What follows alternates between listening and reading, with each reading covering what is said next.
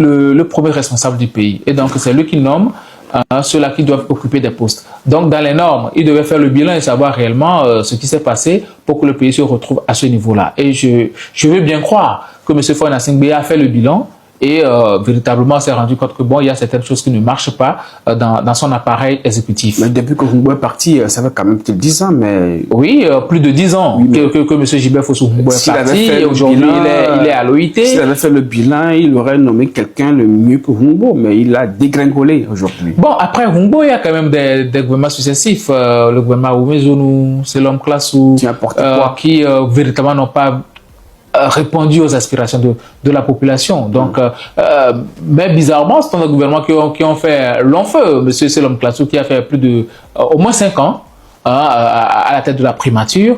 Et donc, peut-être à son niveau, au niveau du président de la République, il a rendu service. Il a produit des résultats parce que si la personne ne produisait pas de résultats, il allait le changer. Mais il a maintenu pendant plus de 5 ans à la tête de la primature. Ça veut dire que selon lui, il a produit des résultats. Mais est-ce qu'au niveau de la population, il y a eu des résultats escomptés? C'est ça le problème. Donc, le problème socio-économique auquel est confronté aujourd'hui le peuple togolais, ça ne date pas d'aujourd'hui. C'est vrai qu'aujourd'hui, c'est beaucoup plus visible, mais c'est le résultat ou bien la résultante de plusieurs années de gestion et surtout de plusieurs années aussi de mauvaise gestion financière du pays, si je peux le dire ainsi, parce qu'il y a eu des travaux qui ont été financés à 2-3 reprises. Normalement, ces fonds-là qui ont été injectés dans ces travaux-là pouvaient servir à autre chose.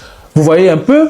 Et donc, même les projets, c'est vrai, M. Faure Gnassingbé essaie de faire un certain nombre de choses au niveau social, les filets sociaux qui ont été lancés et tout, mais vous ne pouvez pas gouverner un pays en essayant de donner un peu d'argent à des citoyens, disant que non, ce sont des couches vulnérables. Il faut créer un système où les populations produisent de la richesse. Un système où les populations sont là, et puis chaque 3 mois, vous leur donnez 15 000 francs, ben, je ne suis pas sûr que ça peut aller. Peut-être qu'il n'en est pas capable, mais essaie quand même de questionner. Non, on ne peut pas dire qu'il n'en est pas capable. Il est en train d'implémenter des projets. Un projet, ça peut marcher, et ça, comme ça peut ne pas marcher, mais le plus important, c'est d'arriver à tirer des leçons de l'échec de ces projets-là. Les Togolais disent qu'il a échoué, ça c'est pas moi qui le dis, je rapporte juste que... Bon, moi j'ai pas fait de sondage pour savoir combien de Togolais disent que ce qui est que aujourd'hui le système socio-économique, ça ne profite pas véritablement aux Togolais. Les Togolais crient, nous-mêmes nous crions que ça ne va pas.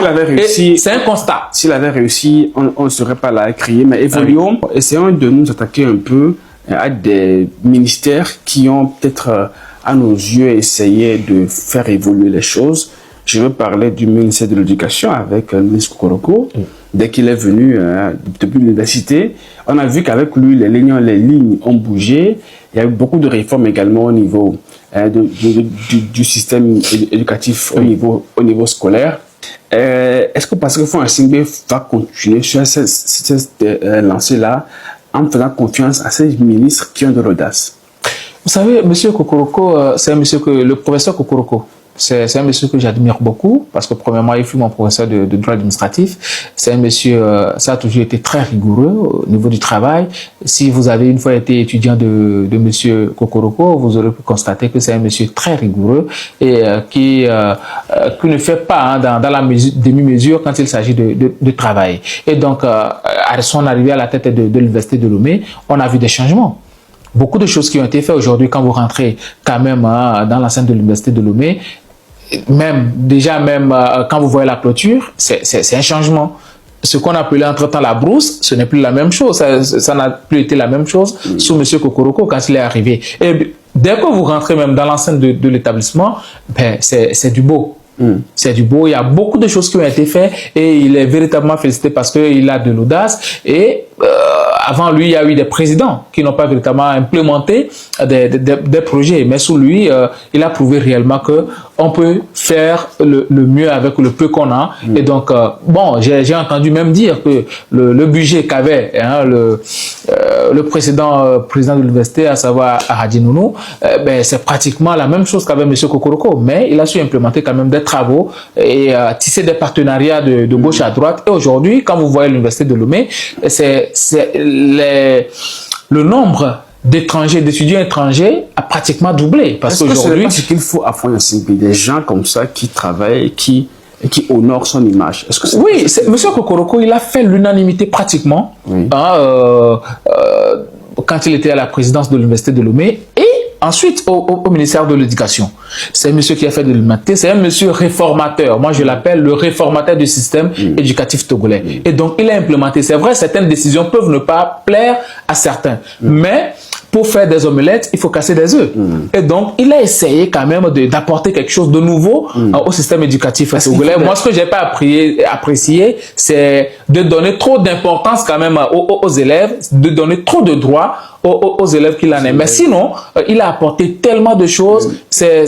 On ne peut pas l'exclure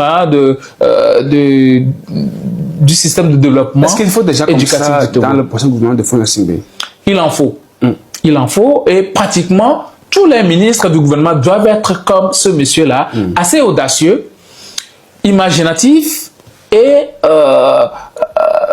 beaucoup plus porté vers l'idée de développement de ce qu'on peut apporter dans son secteur donné. Et donc, M. Kokoroko, il a tellement fait. Et c'est vrai, tout n'est pas rose, mais on peut dire que c'est un monsieur qui, aux différents postes qu'il a eu à occuper, comme ministre, comme président de l'université, il a beaucoup fait. Et maintenant, c'est vrai, on est après tout dans un monde politique, dans un système politique. C'est vrai, ces derniers temps, avant, c'était lui qui occupait au même moment le poste de ministère de l'Éducation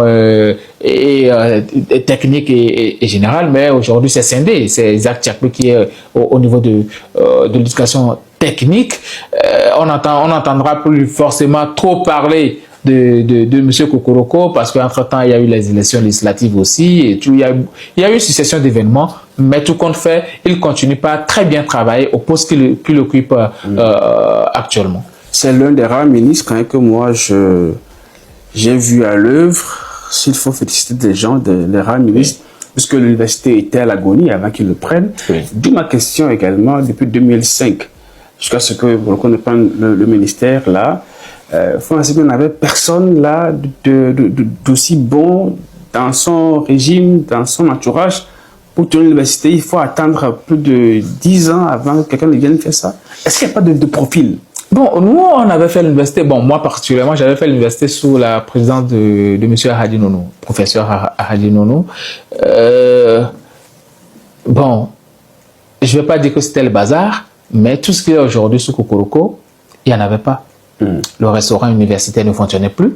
Nous, à notre époque, je parle de 2008. Est-ce que Faure ne savait pas que c'était comme ça? Oui, mais là ma question, c'est ce qui nous interroge. Oui, c'est normal de faire le bilan. Peut-être, bon, lui ne connaissait pas la mentalité des gens et tout. Il venait d'arriver sur la scène politique, venait de faire peut-être 3 ans à la tête du pays. Et il voit que bon, il y a des choses qui ne marchent pas. Et quand on sait très bien tout ce que le Togo, non, je suis pas en train de le dédouaner, mais quand on sait très bien tout ce que le Togo avait traversé, 2005, 2006, 2007, 2008, en allant, le Togo a véritablement commencé, ça dit, je peux dire que M. Faure Gnassingbé a véritablement commencé à implémenter ses projets à partir de 2010. Non, M. Gabin. Je ne suis pas en train de dédouaner qui que ce soit. Mais après tout... Faure Gnassingbé était aux élections en 2005. Oui. Il avait un plan de société. Oui. Donc, dans ce plan de société, il doit avoir comment faire pour développer... Les 20 plus de fort. L'université de l'université. Donc, s'il avait fait, sur quelle base alors il aurait été élu en 2005? Quand M. Faure Gnassingbé était arrivé au pouvoir, on disait le pays était en urgence, tout était urgent dans le pays. Tout est devenu prioritaire dans le pays. Les infrastructures sanitaires, les infrastructures scolaires, les routes, pratiquement tout était prioritaire. Et donc, il faut prendre secteur par secteur pour arriver quand même à juguler le problème. Sauf qu'on a rien vu depuis son arrivée. Malheureusement, je dirais qu'il n'a pas eu des hommes assez audacieux, assez portés vers le développement du pays avec lui dans ses premières heures. Jusqu'à ce qu'on le voit, bon, c'est lui qui choisit qui sera dans son équipe. Oui, ben lui, il définit des objectifs. Maintenant, si les gens ne remplissent pas les objectifs, qu'est-ce qu'il faut faire? Vous avez vu une succession de remaniements gouvernementaux et autres là. Il faut qu'il les change.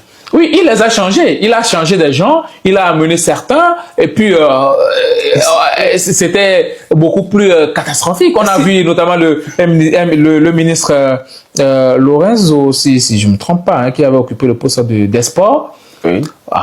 Il y avait eu Kabinda, il y avait eu beaucoup de choses.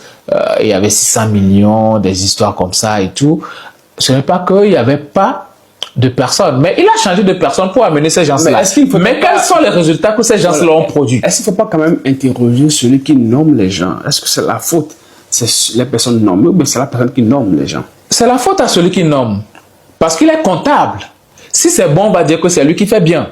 Si c'est mauvais, on va aussi dire que c'est lui qui a fait un mauvais casting. Parce que dans les normes, on est en train de parler de la gestion de pays et donc vous devez vous entourer des personnes capables de développer le pays, capables de bien travailler pour la population. Malheureusement, ça n'a pas été fait et donc c'est lui qui est le comptable du bilan désastreux que ces gens-là ont eu à la tête de leurs différents ministères. Donc, on ne peut pas dire que non, lui, il n'a rien à voir dans tout ça, que ce sont des gens. Non, c'est lui qui a eu à former son équipe. Avant de former l'équipe, il a eu à faire un casting et bon, il a jugé bon que ces gens-là peuvent travailler au bien-être de la population. Maintenant, si ces gens ne sont pas arrivés à produire de très bons résultats, alors il est comptable du mauvais résultat que ces gens-là ont produit. Alors, autre secteur, autre ministère, c'est la santé. Les infrastructures sanitaires sont à l'agonie. Oui. Les soins, il faut juste aller à tout coin pour voir à quel point les femmes accouchent à même le sol. C'est pas moi qui le dis. Faites un tour à tout coin, vous allez voir que les lits, les soins ne répondent pas du tout. Les ministres ont passé, mais les résultats n'ont pas suivi. Est-ce qu'il faut attendre un nouveau gouvernement avant de répondre à ces besoins-là? Le système sanitaire au Togo, c'est un problème. Je me rappelle très bien que quand le président Faure Gnassingbé était arrivé à la tête du pays, il a fait mettre en place le CHR, le centre hospitalier régional. On ne peut pas dire qu'il n'a rien fait dans le système sanitaire. Il y a eu des centres médico-sociaux qui ont été rénovés.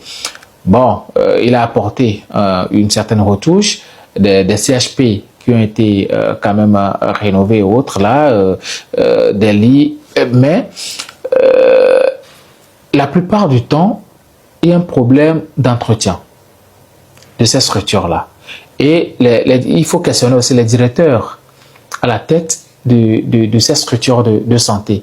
Mais, comme je venais de le dire, si c'est bien, on va dire que M. Faure Gnassingbé a bien travaillé. Si c'est mauvais, on va aussi dire que c'est lui qui a mal travaillé parce que c'est lui qui nomme ces gens-là au poste de responsabilité. Donc, quand nous prenons globalement le système sanitaire aujourd'hui, c'est catastrophique. Parce que un système sanitaire est à l'image des grosses structures de santé dans le pays. Quand nous prenons aujourd'hui le centre hospitalier universitaire, on parle de centre hospitalier universitaire CHU Campus qui est au sein même de l'université de Lomé, là où il doit y avoir les grands laborantins et tout. Mais aujourd'hui, vous voyez le bâtiment. Moi, encore la semaine passée, j'étais encore dans cette structure-là pour voir une amie qui a accouché. D'ailleurs, peut-être que certains ont déjà fait ce constat-là. La morgue, c'est juste à côté des salles d'accouchement là-bas. La morgue. Vous dépassez la morgue et puis vous rentrez dans le couloir, vous allez voir des dames qui sont en train d'accoucher dans les salles là-bas. Ce qui est tout à fait anormal. Ça, c'est par rapport à la structure même de l'hôpital. Mais l'aspect même, c'est un bâtiment assez vétuste. Il n'y a pas de rénovation. Depuis l'arrivée de M. Faure Gnassingbé au pouvoir, je pense que le bâtiment est resté tel. Vous allez voir des ordures partout. Vous rentrez et tout. Le matin, vous voyez les poubelles qui sont pleines. Pour dégager, il faut attendre une certaine heure avant que les services d'entretien là ne passent et tout. C'est compliqué. CHU Sylvanus Olympio. Pareil. Là, c'est beaucoup plus la catastrophe. C'est la catastrophe totale. Vous voyez même l'accueil, même les agents de santé, ils ne font pas le boulot qu'il faut. Et vous voyez même la nomenclature de l'établissement, ce n'est pas vraiment ça. Ce qui est mieux là-bas, mieux construit, très beau, c'est la morgue qui a été rénovée. Je vais poser une question un peu délicate. Pensez-vous que notre pays est pensé? Il y a une stratégie derrière, il y a un plan qu'on suit, ou bien c'est un pays qui est dirigé au jour le jour? Puisque c'est un peu incompréhensible qu'on dirige un pays depuis autant d'années et qu'on n'ait pas de priorité, et qu'on n'ait pas de l'engouement, et qu'on n'ait pas envie de satisfaire des besoins primaires, et qu'il faut changer de gouvernement. Ce gouvernement, on est encore à l'approche d'un nouveau gouvernement. Si on n'a pas en vue une stratégie, pensez-vous qu'on peut avoir de bons résultats? J'ai l'impression qu'à un moment donné que le gouvernement est débordé, le gouvernement togolais est vraiment débordé par tout cela parce qu'il y a tellement de priorités et on ne sait plus par quel bout il faut prendre les choses. Il faut une stratégie. Tout est prioritaire, c'est ce que je l'ai dit. Oui, peut-être qu'il y a eu une cellule pensante. Il y a eu entre-temps le ministère de la prospective, le projet Togo 2030 qui avait été piloté par le ministre Kakonou Boupo. Depuis, c'est un silence radio. Oui, parce que c'était lui le porteur du projet. Depuis qu'il est parti, vous voyez que le ministère de la prospective a même disparu. Or, dans un pays en voie de développement, on doit essayer quand même d'avoir ce genre de structure pour penser à long terme au développement du pays. Donc on n'a plus véritablement ce ministère-là qui quand même est une cellule pensante du gouvernement parce que c'est lui qui pilotait la prospective, la projection du pays dans 10 ans, dans 15 ans, dans 30 ans. Et donc on n'a plus véritablement ce ministère. Au moins, bon, moi je ne dis pas que les hommes ne doivent pas changer à la tête des ministères, mais au moins que le ministère continue pas à exister. Comme on l'avait eu au temps de Nassing Beyadema, ministère du plan, qui malheureusement n'avait pas produit de résultats probants. Vous voyez, parce que tout était dirigé vers la politique, vers la promotion d'une seule personne. Aujourd'hui, on doit avoir normalement le ministère de la prospective. C'est très important quand même pour notre pays. Malheureusement, on ne l'a plus. Et dans les normes, dans un gouvernement, dans un pays comme le nôtre, nous devons avoir une cellule pensante au sein du gouvernement qui réfléchit par quel domaine il faut prendre, ce qu'il faut faire, sur quelle période et pendant combien de temps. Entre-temps, il y avait eu la feuille de route gouvernementale, mais jusque-là, on n'a pas encore eu de bilan autour de cette feuille de route gouvernementale. N'est-ce pas dangereux qu'un pays navigue à vue de la sorte, que le pays est dirigé et puis on ne sait pas ce qu'on fera dans 5 ans, dans 10 ans, dans 20 ans? Est-ce que c'est sérieux? Bon, moi, est-ce que je dirais que le pays navigue à vue? Non, je ne peux pas le dire. Parce qu'il y a quand même un dirigeant à la tête du pays. Il pense. Savez-vous où est-ce qu'on sera dans 10 ans? Moi, je ne suis pas dans le secret des dieux. Mais je ne peux pas le savoir. Mais celui-là qui est en train de diriger, forcément, celui-là qui est en train de diriger, il a forcément un programme de gouvernement. La preuve, M. Fona Singbe, en 2020, il avait été élu sur un programme de société. Et donc, aujourd'hui, qu'il est devenu président du conseil, bon, on attend toujours son programme de politique générale devant l'Assemblée nationale, après la formation du gouvernement. Et c'est après cela qu'on pourra le juger. Je pose ma question. Oui. Dans son interview, là, je mets juste l'année, avec les deux confrères de Niwa TV, François Singbe avait dit que sa vision de leadership, ce n'est pas un leader qui fixe le cap. Mais pour lui, c'est un truc collégial. Alors, comment est-ce que les Togolais peuvent s'inscrire dans sa vision s'ils ne la communiquent pas? Moi, je ne sais pas ce qu'on sera dans 10 ans. Alors, s'il n'y a pas une structuration, s'il n'y a pas une vision claire, sur quelle base il aimerait que le Togolais collabore avec lui? Moi, je dirais que par rapport à sa déclaration, que c'est un dirigeant qui ne fixe pas de cap, c'est une manière inclusive de parler, d'attirer pratiquement tous les Togolais à la cause nationale et de dire que bon, c'est pas moi seul qui doit conduire le projet de gouvernement du pays, mais c'est ensemble qu'on va réussir. Comment? Mais en tant que dirigeant, tout dirigeant, même dans une entreprise, le leader fixe le cap. C'est le leader qui détermine l'objectif à poursuivre et à atteindre. Et donc, l'équipe suit maintenant le leader et apporte ce qu'il faut pour atteindre l'objectif. Monsieur Fona Singbe lui dit qu'il ne fixe pas de cap. C'est une manière de communiquer. Est-ce qu'on n'y est pas là? Moi, est-ce qu'on n'y est pas, justement, est-ce qu'on n'est pas dans ce système où il n'y a pas de cap? Où on se réveille un matin, on voit qu'on est dans une belle république, c'est pas pensé, c'est pas réfléchi, c'est pas structuré, on tombe dans une belle république, on passe 4 mois à attendre le gouvernement. Est-ce que vous pensez qu'il y a une stratégie derrière tout ça? Forcément, il y a un cap. Je viens de parler du programme de société. Et donc, moi, c'est déjà un cap. Hein, élaborer un programme de société pour le pays, c'est déjà un cap. Maintenant, ce qu'il faut pour qu'on puisse atteindre l'objectif, c'est ça qui pose problème. Puisque chacun à son niveau, vous savez, on parle de manière inclusive, mais chaque Togolais ne peut pas travailler au développement du pays. Parce que quand le Togolais lambda il se réveille le matin, c'est comment faire pour subvenir aux besoins de sa famille. Il ne va pas penser à comment construire des hôpitaux, comment construire des écoles. Il ne va pas penser à ça parce que ce n'est pas son rôle. Oui. C'est le rôle de l'État de créer les conditions pour que le Togolais se sente bien. Moi, je n'ai pas voté un dirigeant qui a un programme de société pour qu'il vienne me dire que non, moi je ne fixe pas de cap, c'est pas à moi de faire si, ensemble nous allons le faire. Non, il faut créer les conditions pour que le peu que je fais puisse réjaillir au niveau de la population. Vous voyez un peu? Donc moi, j'ai ma petite entreprise, je donne mes impôts, je paie mes taxes. C'est ma contribution. Maintenant, c'est au gouvernement de savoir ce qu'il faut faire avec nous, notre contribution, la contribution de la population. Et donc, un dirigeant, leader, la tête du pays, ne peut pas dire que non, moi je fixe pas de cas. Alors pensez-vous aujourd'hui qu'il faut dans ce prochain gouvernement une cellule de réflexion bien planifiée, qui a des visions, qui communique sur sa stratégie et pour avoir l'adhésion du peuple? Bon, peut-être que cette structure-là existe et moi je ne le sais pas. Mais j'exhorte le président du conseil à renforcer cette structure-là. Si ça existe, à la renforcer. Si ça n'existe pas, il faut la créer. Parce qu'on en a besoin. On en a besoin véritablement dans ce pays parce que pratiquement aujourd'hui, tous les secteurs sont prioritaires. Les Togolais crient de partout. Ce n'est pas que la vie chère. Même les infrastructures, ça peine. Oui, oui. Vous voyez aujourd'hui, bientôt la rentrée scolaire, vous allez encore voir, des vidéos vont encore fuiter. Les gens vont encore faire des vidéos par rapport aux structures des établissements scolaires. La dernière fois, je voyais dans une vidéo un jeune qui faisait des vidéos des établissements scolaires à Ngotien. Quelqu'un a fait au niveau de Zanguira et tout. Ça n'honore pas véritablement la gouvernance de notre pays.